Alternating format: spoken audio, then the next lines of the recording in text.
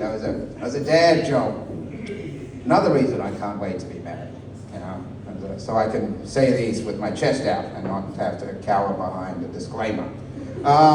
Ladies and gentlemen, your next comedian, very funny guy. He's been on the scene for a very long time. He's shaking his head right now because I'm putting too much pressure on him by calling him very funny.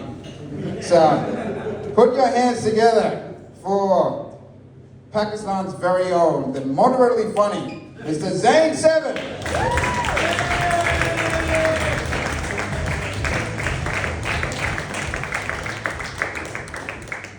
Thank you. How are we? How are we? All of you, 6 of you. Well, my name is Zain. I came to Australia 6 years ago. In the beginning, it was very tough for me to settle in with the Australian culture because I felt pretty out of place. I felt like a fish out of water or an immigrant off a boat. It was tough because I couldn't find a group of people to associate myself with. And I know you, sir, are thinking, but buddy, you're Indian. You should find your cricket friends immediately. I'll tell you that's not true. I'm not Indian. I'm from Pakistan. There's a difference. We're also known as better looking Indians with worse economy. But I finally found my people. I finally found my people in this beautiful sport called footy. Any footy fans here? Yeah. You're a footy fan? Yeah.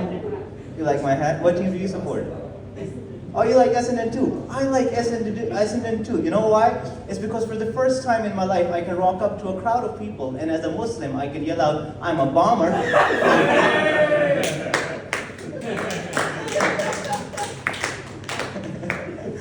Nobody runs away, everybody gives me a high five. See that reaction? Exactly. All right, cool. I wanted to become a Carlton fan, but that color scheme reminded me too much of a prayer mat. So I couldn't do that. But I came to Australia 6 years ago as a civil engineer, but student visa conditions forced me to become a midwife for Domino's. I deliver pizzas. It's very similar to an actual midwife though, because we both get yelled at for late deliveries.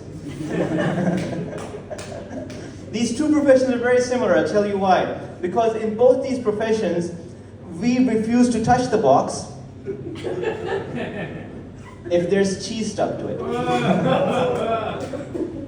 We also get equally horrified if we see a pineapple inside.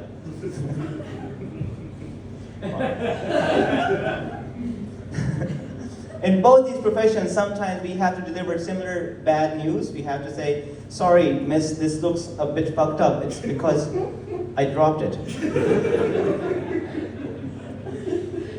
It gets worse.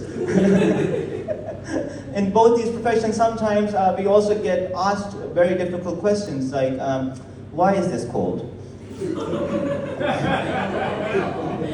I like how the guys in the front are okay with a fucked up baby and the guys at the back are okay with a dead baby. Awesome. I see what the crowd is like here. So I recently had a bad breakup with this chick. I can't remember her name. Her name was Bitch. Yes. So I broke up with this bitch because we were having this conversation, and then all of a sudden she pulled out the white woman Hail Mary. She said to me, "Zain, you are such a gaslighter. You're the biggest gaslighter I've ever seen." And I said to her, "Bitch, I'm from Pakistan. I've never seen any gas or light in my country." So your argument is false. Have you ever heard a gaslighting joke before? No, you haven't.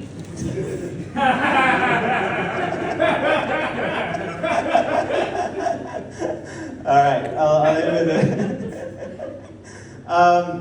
So one thing that I'm still coming to terms with is the Australian cuisine, something that I'm learning about, and the more I try to learn about it, the more it sounds weird to me. I've been looking for local Australian cuisine, and the closest thing that I've come up with so far is your local chicken and chip shop. But that is not Australian, that's Portuguese. So the Portuguese discovered the chicken, and the Australians discovered the Portuguese chicken. So what came first, the chicken or the colonizer? But the other thing that I learned about what Australians really love is this delicacy. You take a slice of bread, you drizzle some tomatoes, you put a sausage on top of it, you drizzle some tomato sauce, and you serve it around. You guys love it so much, you serve it at your local Bunnings. But the thing is, that's not Australian either, that's German. And I know some of you are thinking, but Zane, German sausages are different. I know, they're worse.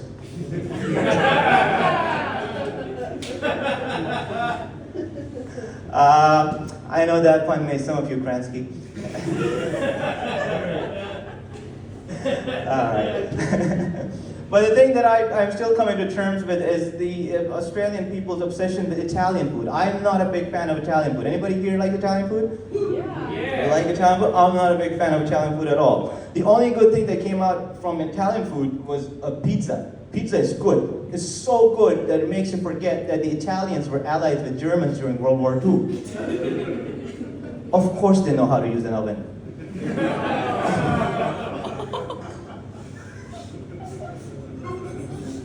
All right.